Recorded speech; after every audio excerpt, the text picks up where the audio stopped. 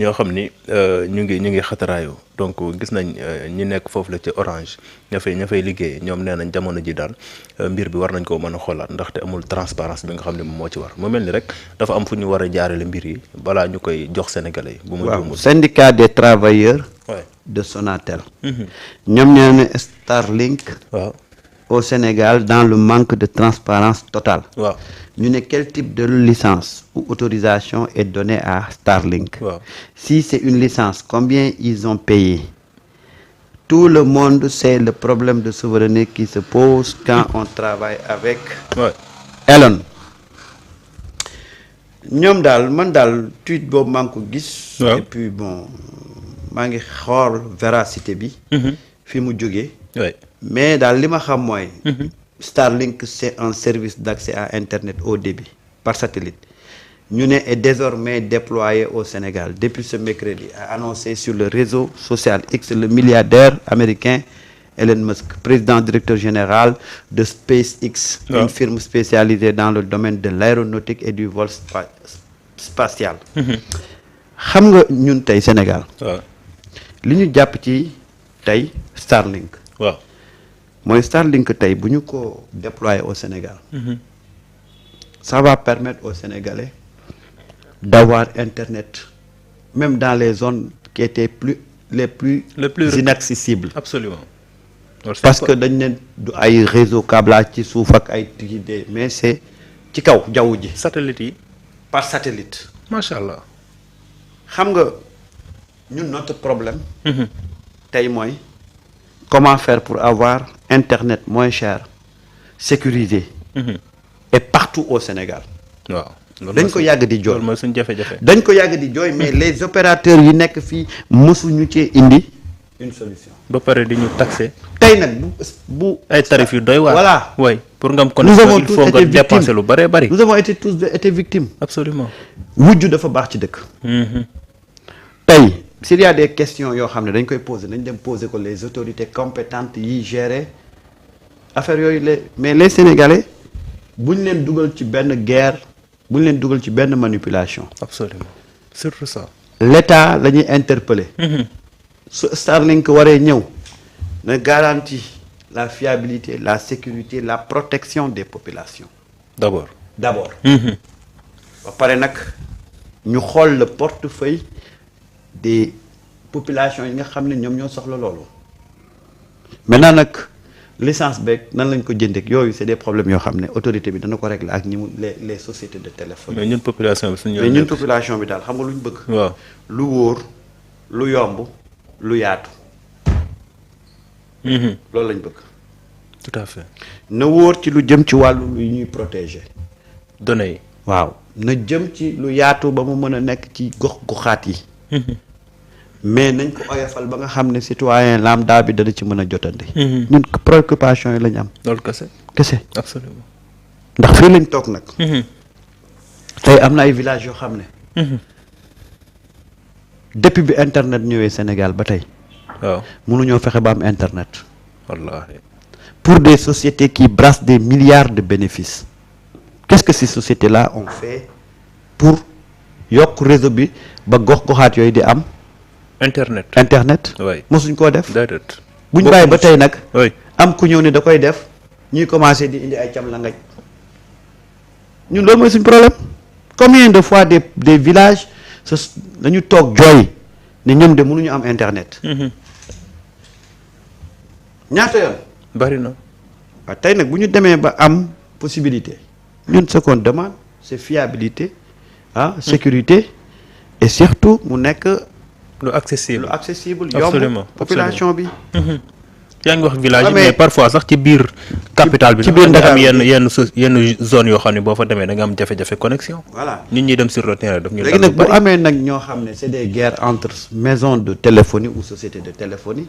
nañ ci këccët sénégalais yi ndax ñun am nañ leneen lu ñu tal lu dul ay di xeexi jàmbur. absolument de toute façon ñi fi nekkoon yàgg nañoo xeex ne ni ñuy doxalee ak ñun c'est pas normal.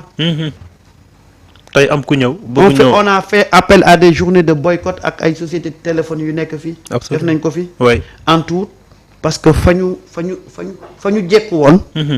fa ñu jekku woon. waaw luñ fi defaan comme grève du dox waaye nag waay fi mu nekk nii sénégalais yi daal seen sénégalais yi xeexuñu xeexi kenn déedéet te duñ ci jàppale kenn waaw bu ñu pontu jam bu ñu paaka laal lay lañ seet seet araamal araamal nañ na ko foofu lañ toll waaw parce que gars yi des fois dañuy dugg ci ay manipulation di ñu xeex loo xam ne si nga nekk ci nga ni bu ñu pontu jam waaw bu ñu paaka laal lañ seet lay seet araam na ko jeex na tàkk ñun daal nañu œuvrer pour intérêt population bi tout à fait doyen ah ku ne na xool sa mais intérêt fii la fi ay société di brasser des milliards waaw chaque année mais pour ñu étendre seen ay installation au niveau en milieu rural c'est tout un problème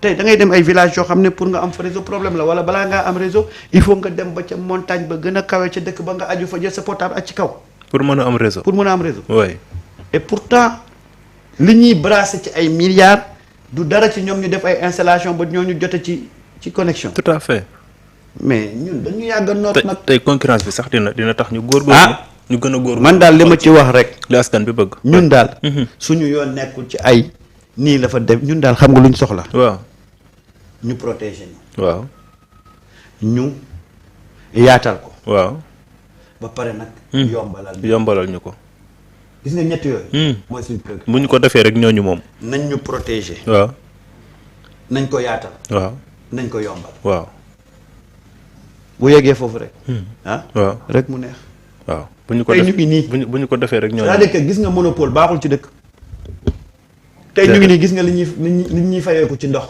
ni mu chéré wallaahi bés bu fi beneen société ñëwoon pour wàññi ndox mi ñu commencé naan waa société boobu fu nu lu tax muy ñëw wóoru suñu yoon nekk ñun daal lu ñëw baax na bu jotee ci yenn yi bu nekkee ci yenn yi waaw protéger ñu waaw yaatal ko ba ñi ci war a jot ci waaw yaxanal ko waaw on est d'accord absolument léegi nag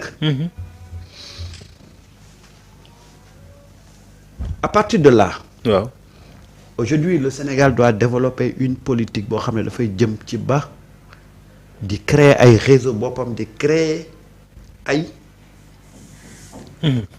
plateforme boppam xam nga muy lan xam nga dafa am ay école scientifique yu bari yoo xam ne mënuñ ko woon créer parce que peut-être que fa internet doon yegg mais dama ne dans chaque région nañ fa créer des écoles de formation yoo xam ne dafay tàggat xale yi ci xeet yu mel nii absolument loolu dina am solo dana am solo lu si jëm ci cyber attaque yi nga xam ne ñu ko fi gis nañ ko waaw ñu koy wax foofu la ca daaf waaw donc tey loolu bu fekkoon am na xarañte goo xam ne suñ doom yi am nañ ko ci wala boog formé nañ leen ci à bas âge waaw dinañ ko mën a sécuriser de telle sorte que duñu gis à chaque fois ñuy répéter ni am na ay attaque wala piratage yoo xam ne def nañ ko ci suñu yenn bërëb yi absolument oui c'est-à-dire que il faut ñu développer la formation technique ñu jàngal parce que ñun yàlla dimbale nañu boo jàngalee booy tuuti rek ñu yegg ci dem nañ dañoo war a dem ba ñun on va créer nos propres plateformes on va créer nos propres réseaux créer suñuy parce que sénégalais yi mën nañ ko absolument dañ ciy profité bu ñu demee parce que nag souveraineté dafa am lu bari lu mu laaj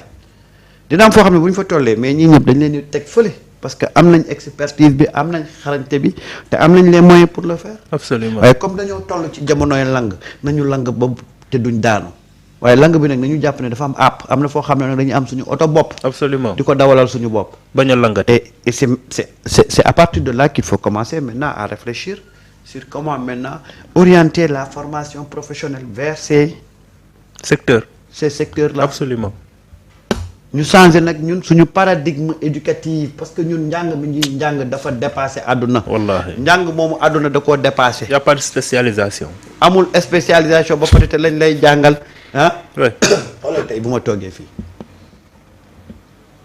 lañ ma doon jàngal qui a découvert l'Amérique ñu ne la Christophe Colomb léegi man wut dépense bii may wut dépense la ma doon jàng ca Christophe Colomb ban rapport la am amul benn rapport man du ma toog soxla dépense ba Christophe Colomb jóg indil ma dépense waaw non damay tëb seen damay mer wallaay damay mer mais nag am na bu ñu la doon jàngal bu ñu doon jàngal école boo xam ni réussir na ci événement 2021 2024 yi muy sànni poids lancer poids ba waa ji nee na ndekete yoo lancer poids bi ñu doon jàngi école booy moom lañ appliqué ci xeex bi doon am ci Sénégal sànni xeer yi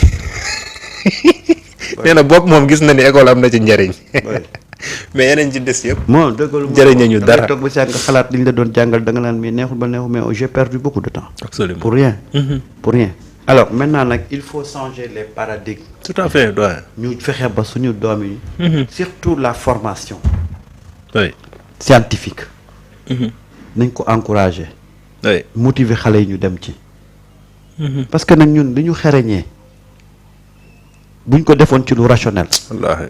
kon Sénégal dem na bu yàgg. et moi je pense que il faudra maintenant à travers ces réalisations là ñu fexe yaatal fexe ba nga xam ne danañu mën a profité ci parce que nag.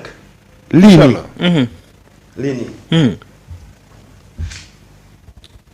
xam nga luñ ci war a jàngat. waaw que tekkuñu lii pour dem WhatsApp wala dem.